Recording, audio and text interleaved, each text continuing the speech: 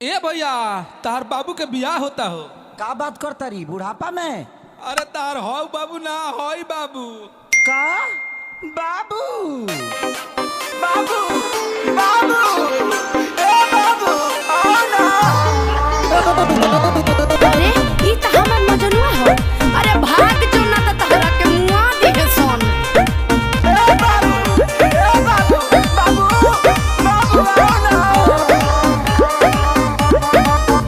हाँ बहुते प्यारी करिले जानू देख लसीना फार के अबू ना तो मर जाइब दो तहवे चियार के बाबू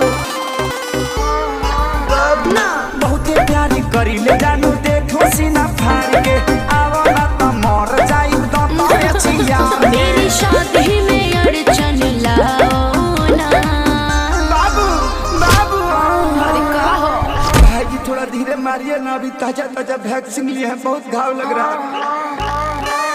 कुकुर ले खड़ा के भागाओ ना जाओ ना।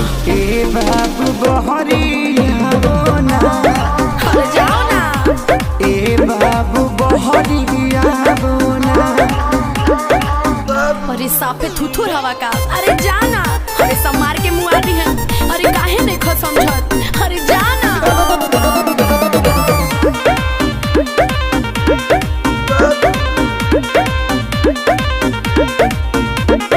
फेसबुक पर देखनी हो शादी के क्लिप के, लव के ते धो दे हली गोबर से लीप के बाबू। अरे हदे पिटौर बड़ा यार। भाग भाग भाग ना ता भाई हमर धाके लती ये दिए बड़े खिसियाई ललूर हलो गड़ धके तोहके बनाइए दिए बुझे। देखो माथा मेरा गरम होना। हे बाबू आओ ना। बक भाई से अपना हूँ कवाओ ना। ए बाबू बहरिया ना। ए बाबू बहरिया ना। देखा साफे समझाओ तो नहीं हो। अब की बार हाथ गोड़ कपार सब टूट जाए। अरे